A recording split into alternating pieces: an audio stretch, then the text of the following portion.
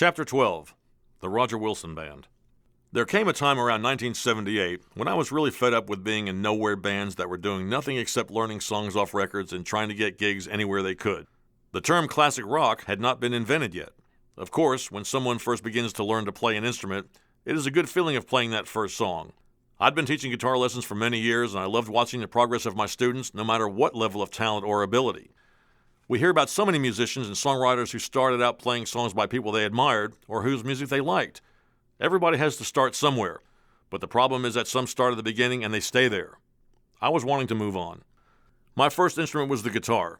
I never thought about singing or writing songs when I first started taking guitar lessons at age 9. Later on, I always thought that I would just be a guitar player in somebody else's band. Maybe a hired gun sideman for another artist. I never gave it much thought. Simply put, I just always loved playing the guitar. The time finally came after too many generic band combinations with constant internal rumblings that would always lead to the breakup. After investing time, energy, and money in trying to make something work, the bottom would always fall out. The last straw was when I was with a band that I thought was tight musically. While playing a joint somewhere in the South back in the mid-'70s, the club owner called me into his office on a break and fired us. He was brutally honest with me because he told me so. He said, "I love your guitar playing, but your singer sucks." I felt horrible, but I also learned as my career progressed that you're only as good as your weakest link. How true that is. That being said, I was never anyone's protege. As stated earlier, I just always loved playing my guitar. It was obvious when I started out as a kid banging out music with my friends in the garage that we sounded like crap. I know that, but it was just so much fun. Even George Harrison said in an interview along the way that when the Beatles first had their 6-night-a-week gig, 8-hours-a-day gig in the early days in Germany, they sounded terrible. He added that after a number of weeks of the grueling daily grind of that gig, we really sounded quite good. I knew I had to keep persevering. That's when the light bulb went on. It was obvious that I needed to pursue my own path, my own identity, my own band. It had been 4 years since I founded the Roger Wilson Guitar Studio accidentally as a result of having to open a new account with the phone company. It sounded crazy when I did it, but it worked. I had been making a successful living instructing guitar during that time. If that worked, why couldn't I have my own band? And taking another plunge, I formed the Roger Wilson Band. The first gig was at a little restaurant about a block from my guitar studio in the Buckhead neighborhood of North Atlanta called Good Old Days. I pulled a couple of friends together to just play this date for the usual beer and tips. For that first gig, David Cantwine from the Eric Quincy Tate group mentioned earlier that played my senior prom stepped in on bass.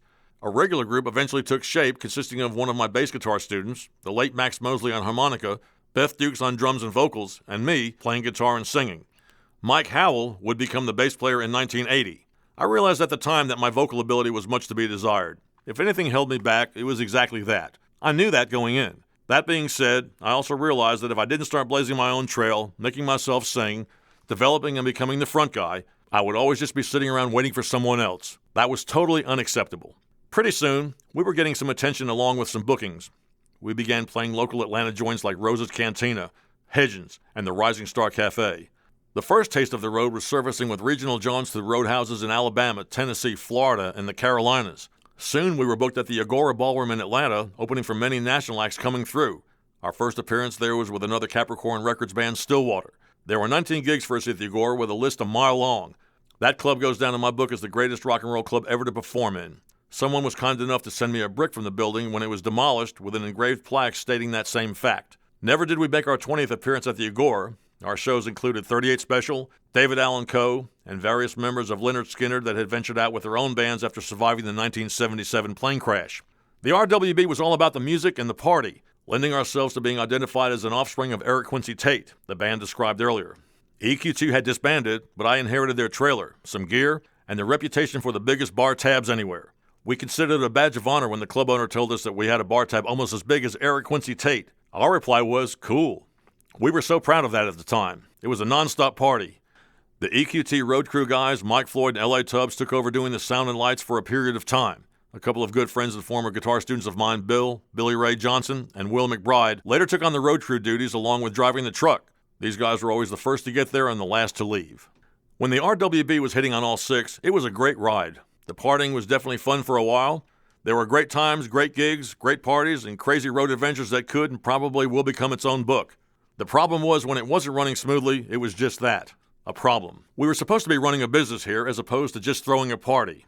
There always seemed to be enough money for a case of beer or a bag of pot. Nothing was ever reinvested back into the band. No one seemed to care if it was or not. While I was the band leader, that was my responsibility to oversee. For that downfall, I take full responsibility. Admittedly, my vision, as well as the band's, had become blurred. Unfortunately, the focus was on the booze, getting high, and partying. In addition, the usual ego issues and inner rumblings among band members that are unhealthy for success were showing up way too often. It was taking its toll, especially on me.